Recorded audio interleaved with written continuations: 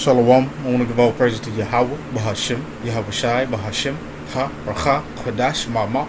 Double honors to the elder apostles and the elders of GMS. Double honors to my elder of this camp as well, at Harawan Ban Yasharala. Shalom and salutations to the sincere Akim pushing his truth and sincerity around the four corners of this earth. I'm the car Harab Ban Yasharala, coming out of the Lions Den camp of Yasharala here in Jacksonville, Florida. And not today, I'll be coming out with a little, quick lesson. How Roch's out.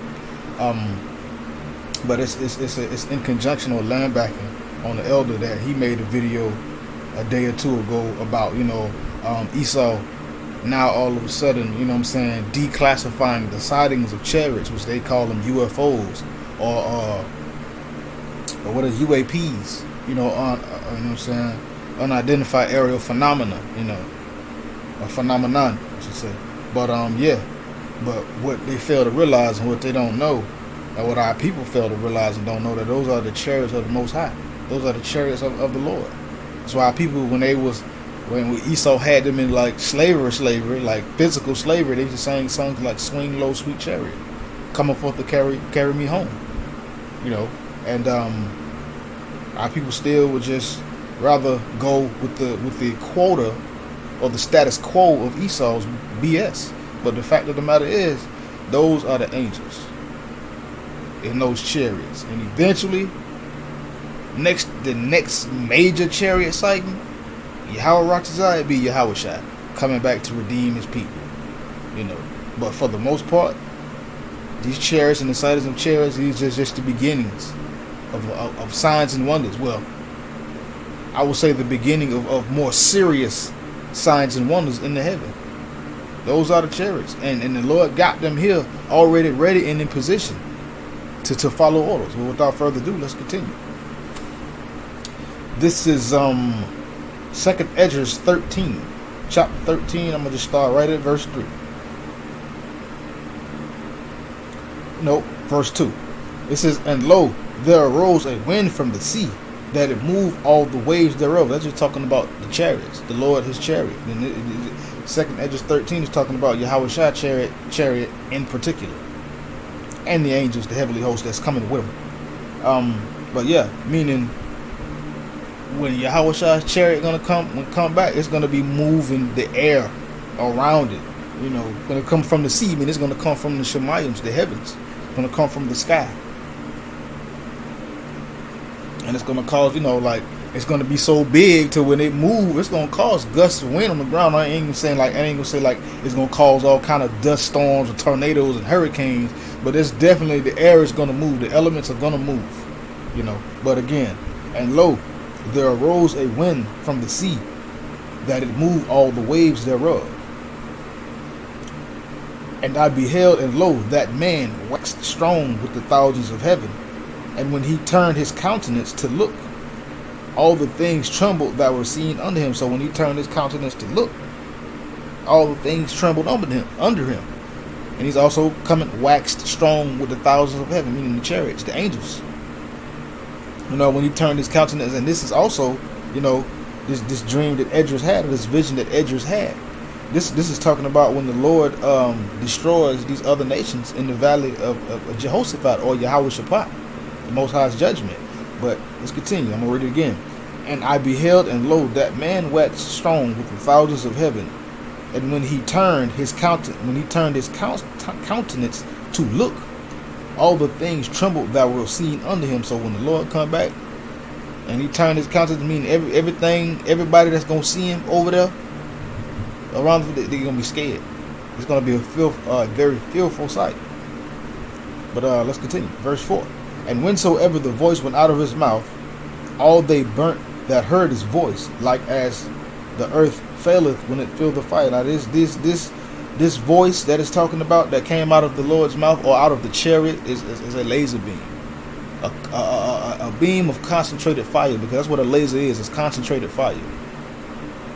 And anybody that's going to be, and anybody and everybody that's going to be caught in front of it, they're going to burn up, just like when a pine forest catches on fire. Everybody know that pine is very flammable. Believe it or not, it's very flammable. And when it catches on fire, poof, it takes off. And that's exactly what's going to happen. Because it says when the fire, like when the earth felleth, when it filled the fire, I mean, it's going to burn everything that's there. And after this I beheld, and lo, there was gathered together a multitude of men out of number from the four winds of the heaven to subdue the man that came out of the sea. So this will say this innumerable multitude that Esdras saw, was were the armies of the earth, of the nations, from the four winds, from the four corners of the earth, to subdue or try to fight or battle against who? Yahweh Shai. And the angels, his angels, the chariots, to subdue the man that came out of the sea, the heavens. Verse 6, but I beheld, and lo, he had graved himself a great mountain and flew up upon it. So that means the Lord is going to show up in a great chariot. Yahweh Shai is going to show up in a chariot the size of a mountain or probably bigger. Like, man, the Lord ain't playing. And the Lord got these chariots meticulously, strategically positioned in these places, taunting Esau's armies, taunting these other nations' army. They're already there. They're already waiting.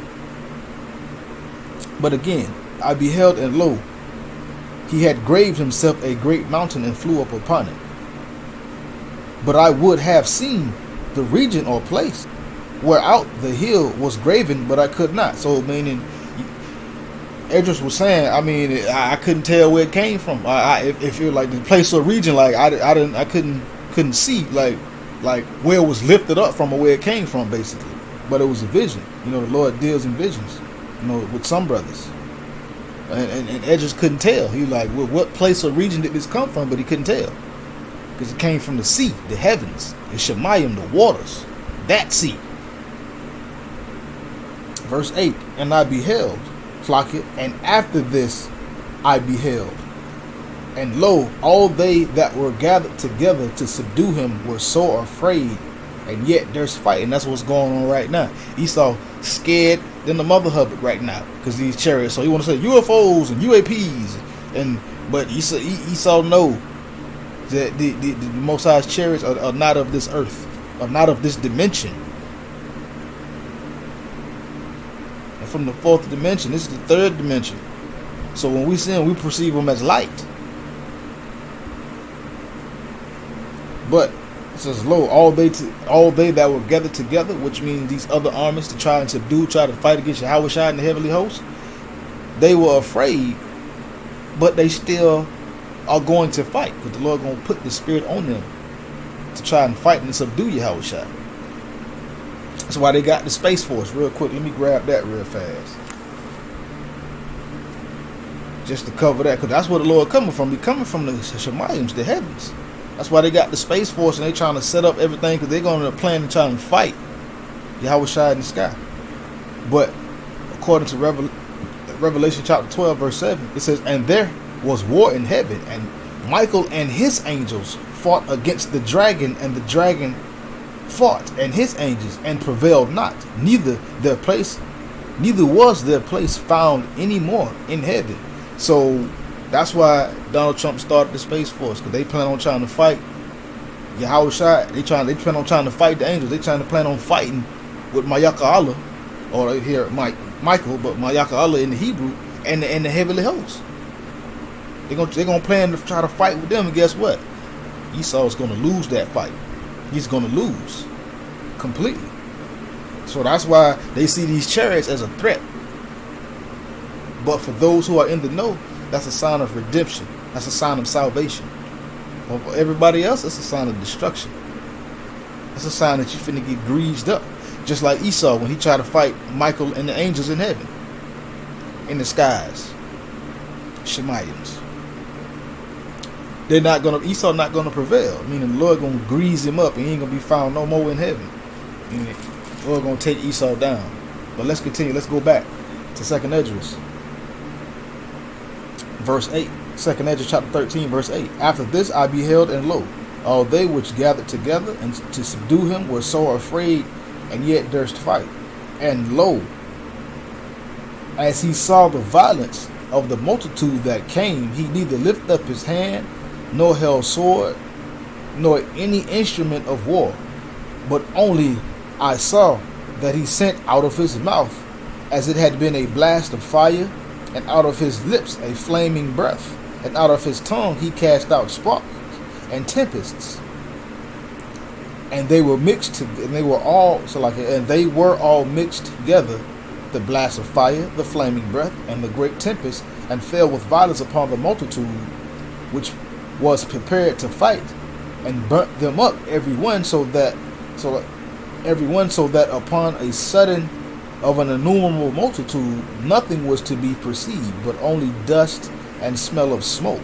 When I saw this, I was afraid. So when they set up Yahushua, when it says that he sent out of his mouth that had been a blast of fire, out of his lips, a flaming breath, and out of his tongue, sparks and tempests, that's talking about a fire. That's talking about a big giant laser beam that's going to burn up a multitude, an innumerable multitude. One of the only thing that's going to be left is dust and smell of smoke. So that's that. All right. This why, hey, that's why he's so scared. That's what's going on. Because he know he fighting a losing battle. He been fighting an uphill battle. But yeah, I got one more, I think.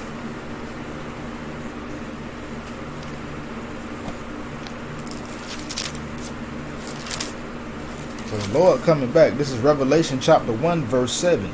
Behold, he cometh with clouds, and every eye shall see him, and they also which pierced him, and all kindreds of the earth shall wail because of him. Even so, Amen. So again,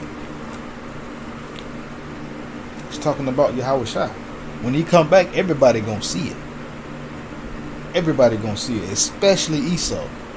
And guess what? When he come back, he coming back waxed strong with the clouds of the angels, of the chariots, waxed strong with the thousands of heaven. So the Lord coming back. Well, that's why Esau want to declassify and put out this UFO UAP phenomenon, crap. But for those who are in the know, and those who are doing the work of Yahweh Bahashim Yahushua, and people who are still coming to the knowledge of and learning, those are the chariots of Yahweh Bahashim Yahushua. So with that, Shalom.